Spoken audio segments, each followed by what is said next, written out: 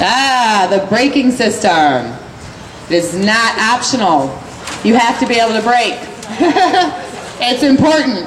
And believe it or not, I have seen a lot of people that will give up brakes to have air conditioning in Florida. You can't stop, but we'll be cold. It's amazing. It happens all the time. You've got braking system components. You've got brake pads. You've got brake calipers. You've got hardware, lines, hoses, bearings, fluid. Some systems are set up with shoes. You've got brake shoes, which are like pads, just a different setup. Brake drums, wheel cylinders, master cylinders, ABS pumps, speed sensors. Basically, the brakes are the most commonly serviced components. That is the one thing when you guys go to a shop, you should know about your brakes because they wear out. Everybody brakes differently. Brakes are exposed to road conditions, salt, water, grime. They're exposed to extreme temperature, hot and cold. Brakes easily get to over 400 degrees when used to stop a fully loaded vehicle.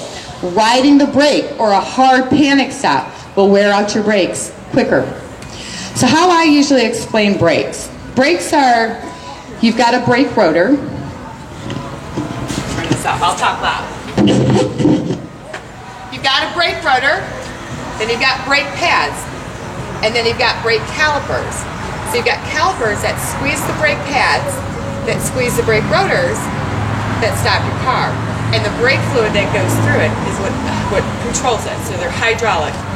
Brake calipers squeeze the pads, squeeze the rotors that make you stop. When I explain brakes to people, I'm not very technical. That's the easiest thing I could come up with. Brakes could leak fluid. No brake fluid, no stop. No brake fluid, no stop. A common thing I see on vehicles, wheel cylinders. They're in the back. If you have what's called drum brakes, they leak over time. Nothing you can do to stop it or prevent it. It happens. And when those brake cylinders go, no brake fluid, no stop. But again, these are the most common things on a vehicle for maintenance that you will hear when you go to repair shop. Oh, you need brakes. Why do I need rotors? Back in the day, you were able to save rotors. You can machine them. You still can on some cars. Nowadays, they don't make brakes like they used to. They don't last like they used to. They're called composites. They're throwaways. Rotors, you know, and like, oh, I've never had to replace rotors before. Unfortunately, they don't make them like they used to. They do have to be measured. Not that I even know what the specs are. We have a book when we go to do brakes. We look it up, and they're like, okay, if I cut them, they'll be too low. Okay, then I'm going to tell you you need brake rotors. You could ask somebody, well, why do I need brake rotors? Well, because that guy said. Well, no, ask them. Whether you know it or not, well, what are the specifications on it? Makes you sound good. Makes you sound like you know what you're talking about. Whether you do or not, it sounds good. And they'll come up with some numbers. And, you know, at least you feel good about it.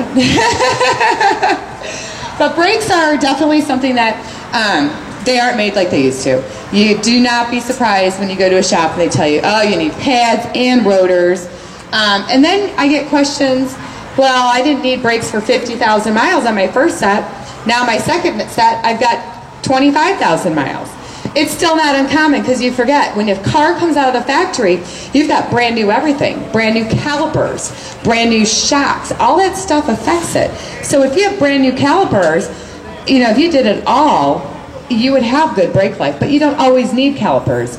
Your brake life won't work as long as it did out of the factory because you have other components that are worn, causing these parts not to last as long. And nobody wants to spend the extra money to put on stuff just to make the brakes last a little bit longer. What's a brake booster? A brake booster? Okay, so bear with me. There's a master cylinder which holds the brake fluid. And there's a booster that, I don't know. Vacuum pressure. Yeah. What? Vacuum pressure. Vacuum pressure. See, I don't know everything. I don't see, brake boosters aren't very common on repairs. I see them a lot in older cars. I don't see them a lot to be very technical on that. Master cylinders I see all the time. They work in conjunction. The master cylinders hold the brake fluid and they leak over time. Brake booster, you got this. Brake booster. This is Mike, he's my service manager. He knows about brake boosters. He does. Hi everybody. Yeah, the brake booster, the vacuum that's created by the engine helps you out when you're pushing a brake pedal. If you did not have a brake booster, you'd have to push down really hard to get the car to stop. And what the brake booster does, it's a series of rubber diaphragms that are inside there, and they work with the vacuum of the engine to help suck the pedal down when you do push on it.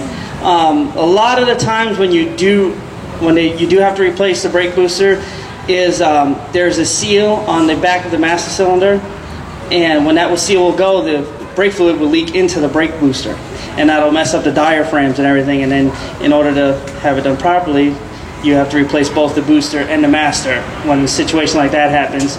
Or sometimes you'll hear a hiss in the car when the vehicle's running. Sounds like a snake's under the dash.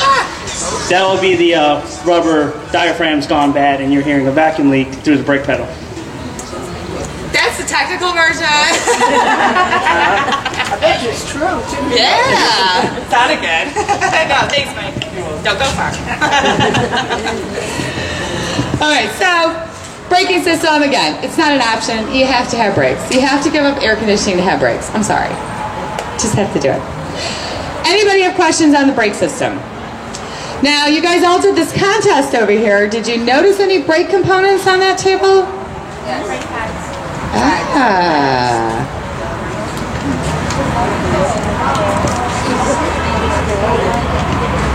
Absolutely.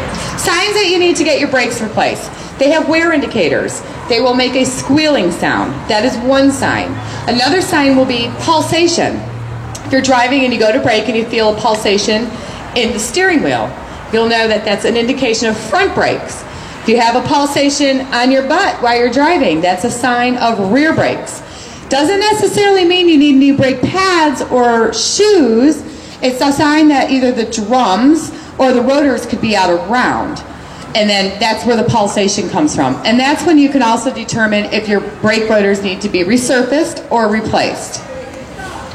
If you replace the pads, like before they actually have to happen, before they start going on the roof, would not have to do anything to the rotors? The rotors all depend. They have to be measured. Everybody brakes differently. Whenever you do brake pads, you always have to measure the rotors, because if the rotors are too thin, your new brake pads that you put on will wear out very quickly. If they're too thin, you replace them. Sometimes there's enough meat on them where we can put them on a machine and actually resurface them and still save the rotors, and then knowing that the next time you'll probably need new ones.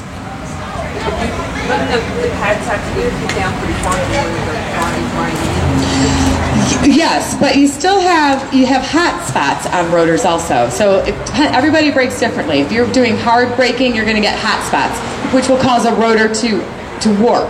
And that's where you get the shaking from. Pad wear is generally a squealing noise. Rotor problems is a feeling. If it gets real bad, you're going to hear grinding, and then you know you just got to replace them all. So, you know what? She needs a raffle ticket. She's been participating. Oh, there you go. Anything else? Oh, go ahead. I got a question. How come every vehicle I've ever had, when you have the brakes redone, and then immediately you start getting like a little, I always say it's like carbon fibers. The brake dust? Yeah. Sometimes it's just the type of metals that they use, depending on what type of brake pads you put on. You've got metallic, ceramic, semi-metallic. There's a lot of things can cause brake dust. A lot of the semi-metallics do. It doesn't mean there's anything wrong with your brakes. It's the different types of metals. Sometimes you can't avoid it. What is the best type of pads to put on? I always go with what the factory recommends for your vehicle. If I have somebody that comes in and, oh, I need brakes, I only have this much, I always let them know I've got cheap brake pads. I can put little metallic brake pads on there. You're going to have squeaking problems. You're going to have brake dust.